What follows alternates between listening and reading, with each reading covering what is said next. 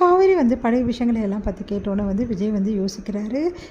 என்ன சொல்கிறது அப்படின்னு சொல்லிட்டு, என்னங்க நான் சொல்கிறது உங்களுக்கு புரியலையா? நதியாப்பழத்துக்கு நீங்கள் விளம்பரத்துக்காக வந்து ஆட் கொடுத்தீங்கல்ல, ஆட் ஷூட் பண்ணீங்கல்ல, அதை தான் சொல்லிகிட்ருக்கேன் அப்படின்னோடனே, அப்படியே அதிர்ச்சி அடைகிறாங்க. இவளுக்கு எப்படி தெரியும் அப்படின்னு சொல்லிட்டு, இங்கே பாருங்கள் எனக்கு எல்லாமே தெரியும் அப்படின்னோடனே, அது வந்து அத்தை வந்து அப்படி சொல்ல வராரு. உடனே வந்து எனக்கு எல்லாம் தெரியுங்க, நீங்கள் இந்த மாதிரி சின்ன சின்ன இதெல்லாம் பண்ணிகிட்ருக்கீங்கன்னு தெரியும். ஆனால் ஒரு விஷயம் புரியலைங்க, உங்கள் ஃபோட்டோ இருந்த நதியாப்பழத்தோட அந்த பேனர் எப்படி எங்கள் அம்மா வச்சுருக்காங்கன்னு அதான் ஒன்றும் புரியலை.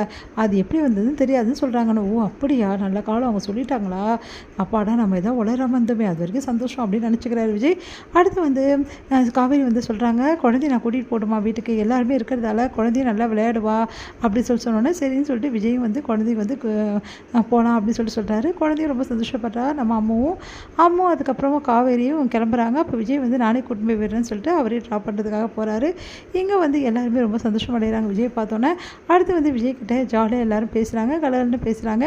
இதை பார்த்தா காவேரி வந்து எப்படி எல்லாருமே வந்து இவர்கிட்ட ஒட்டிக்கிறாங்க, அதான் ஒன்றும் புரியலையே, நம்மளுக்கு மட்டும் இவரை வந்து கல்யாணம் பண்ணிக்க விருப்பமே இல்லை, ஆனால் எல்லோரும் கல்யாணம் பண்ண சொல்லி கட்டாயப்படுத்துகிறாங்க, இவரும் எல்லாருக்கிட்டையும் சகஜமாக பேசுகிறாரு, இவர் எதுக்காக எல்லாருக்கும் இவ்வளோ பிடிக்குது அப்படின்னு சொல்லிட்டு யோசிச்சுட்டு இருக்காங்க.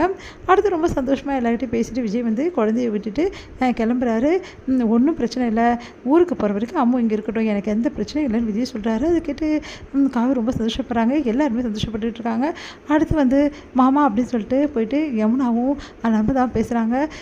மாமா நீங்கள் கவலைப்படாதீங்க, சீக்கிரமாகவே அக்காவை எப்படி உங்கள் கூட சேர்த்து வைப்போம் அப்படின்றாங்க. நிவினும் சொல்கிறாரு பார்க்கலாம் அப்படின்னு சொல்லிட்டு விஜயும் கிளம்புறாரு. அடுத்து வந்து எல்லோரும் வந்து தூங்கணுன்னு வந்து காவேரி என்ன பண்ணுறாங்க, குழந்தைய வந்து அப்படியே தூங்க வச்சுட்டு நம்ம வந்து அம்மாவை அப்படியே வந்து பார்த்துட்டே இருக்காங்க, யோசனை பண்ணிகிட்டே இருக்காங்க. அந்த டைரியில் இன்னும் என்னெல்லாம் எழுதியிருப்பார் அவர், பார்க்கலாமா அப்படின்னு சொல்லிட்டு யோசனை பண்ணிவிட்டு அந்த டைரியை எடுத்து பார்க்குறதுக்காக போகிறாங்க. அப்போ வந்து யாரும் குரல் கொடுக்குற மாதிரி இருக்குது. டைரி மறுபடியும் வச்சுட்டு பார்க்குறேன், பார்த்தா யாரும் இல்லை. சரி நம்ம டைரி படிக்கும்போது யாராவது வந்து தொல்லைப்படுவாங்க அப்படின்னு சொல்லிட்டு மறுபடியும் எடுத்து படிக்க போகிறாங்க. அப்போ வந்து காவேரி வந்து ஒவ்வொரு விஷயமா வந்து விஜய்க்கும் வந்து காவேரிக்கும் வந்து நடந்த விஷயங்களுக்கு எல்லாமே ஒன்று ஒன்றா எழுதியிருக்காங்க. அது எல்லாம் பார்த்த காவேரி வந்து இது எல்லாமே வந்து ஏற்கனவே எனக்கு தெரிஞ்ச மாதிரியே இருக்குது, புதுசாக படிக்கிற மாதிரியே இல்லையே, ஏன் அப்படி எனக்கு தோணுது அப்படின்னு சொல்லிட்டு காவேரி யோசிச்சுட்டே வந்து ஒவ்வொரு பக்கமாக திருப்பி பார்க்குறாங்க. அதில் வந்து விஜய் வந்து என் காவேரியும் வந்து விஜய்க்கும் நடந்த வந்து நிறைய விஷயங்கள் எழுதியிருக்காரு. அது மட்டும் இல்லாமல் காவேரி பேரையும் குறிப்பிட்டிருக்காரு. என் பொண்டாட்டி காவேரி தான் எனக்கு எல்லாமே அப்படின்னு சொல்லிட்டு ஒரு வரியில் குறிப்பிட்டிருக்காரு. அதை பார்த்து வந்து காவேரி பயங்கரமாக அதிர்ச்சி அடைகிறாங்க.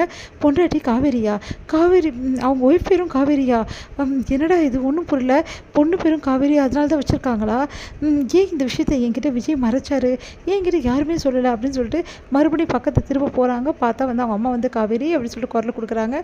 அவங்க உடனே வந்து ஐயோ அம்மா வந்துட்டாங்களே இப்போ என்ன பண்ணுறது அப்படின்னு சொல்லிட்டு மறைச்சி வந்து அந்த டைரி வச்சுட்டு உடனே போகிறாங்க. என்னடி ஏன் நீ முடிச்சு என்ன பார்த்துட்ருக்க, என்னன்னா ஒன்றும் இல்லைம்மா அப்படின்னு சொல்லிட்டு யோசிச்சுட்டே இருக்காங்க காவேரி. அடுத்த நாள் வந்து விஜய் வந்து காவேரி வந்து கூப்பிட்றாங்க. விஜய் வர்றாரு. என்னங்க வீட்டுக்கு வந்து குழந்தைய கூட்டிகிட்டு போக வரலான்னு பார்த்தா இந்த டைமில் என்னை கூப்பிட்றீங்க, என்ன ஆச்சு அப்படின்னோடனே, உங்ககிட்ட ஒரு முக்கியமான விஷயம் பேசணும், எனக்கு ஒரு உண்மை தெரிஞ்சிருக்கு, அதை பற்றி பேசணும். என்ன உண்மை அப்படின்றாரு. உண்மையை சொல்ல போகிறீங்க இப்போ இல்லையா, சரிங்க என்னன்னு சொல்லுங்கள், இங்கே பாருங்கள் இந்த விஷயத்துக்கு நீங்கள் உண்மையை மட்டும் தான் சொல்லணும், பொய்யை சொல்லவே கூடாது சரியா அப்படின்றாங்க. உங்கள் மனசை தொட்டு சொல்லுங்கள், உங்கள் பொண்டாட்டி பேர் என்ன அப்படின்னோடனே அப்படியே அதிர்ச்சி அடைகிறாரு. அது வந்துங்க இப்போ சொல்ல போகிறீங்க இல்லையானோடனே, அது வந்து அப்படி சொல்ல வரீங்க, எனக்கு நல்லா தெரியுங்க, உங்கள் பொண்டாட்டி பேர் காவேரி தானே, ஏன் இவ்வளோ நாள் என்கிட்ட சொல்லலை அப்படின்னோடனே பயங்கரமாக அதிர்ச்சி அடைகிறாரு. ஐயோ காவேரிக்கு எப்படி இந்த விஷயம் தெரியுது, ஒரு வேளை அவள் தானே தெரிஞ்சிச்சா இல்லை பேர் மட்டும் தெரிஞ்சிச்சா அப்படின்னு அப்படியே யோசிச்சுட்டு இருக்காங்க. அது வந்துங்க எனக்கு நல்லா தெரிஞ்சு போச்சுங்க, அதனால தான் உங்கள் பொண்ணுக்கும் காவேரின்ற பேர் வச்சுங்க, அது மட்டும் கிடையாது, என் பேர் காவேரின்றதால தான் என்னைக்கு சுற்றி வரீங்க, என்னை கல்யாணம் பண்ணிக்கணும்னு ஆசைப்பட்றீங்க, எனக்கு நல்லா தெரிஞ்சு போச்சுங்க, நீங்கள் என்னை கல்யாணம் பண்ணிக்கிறது நினச்சது உங்கள் ஒய்ஃபுக்கு வந்து இருக்க வந்து இந்த மாதிரி காவேரின்னு பேர் வச்சு என்ன தான், சரி அதே பேர் வந்து உங்களுக்கு ரொம்ப பிடிச்சிருக்கு, அதனால தானே ஒரு பேருக்காகவும் என்னை கல்யாணம் பண்ணிக்க நினச்சிங்க அப்படின்னு சொல்லிட்டு கேட்குறாங்க. ஏங்க அதெல்லாம் ஒன்றும் இல்லைங்க, அப்புறம் என்னங்க இருக்குது, உங்கள் ஒய்ஃப் பேரும் காவேரி, என் பேரும் காவேரி, குழந்தை பேரும் காவேரி, என்னங்க இது எனக்கு ஒன்றுமே புரியலங்க அப்படின்னு சொல்லிட்டு ஒரு குழப்பம் அடைகிறாங்க. விஜய் அதிர்ச்சியாக நின்றுட்டுருக்காரு, என்ன சொல்கிறதுன்னு தெரியலையே இவகிட்ட அப்படின்னு சொல்லிட்டு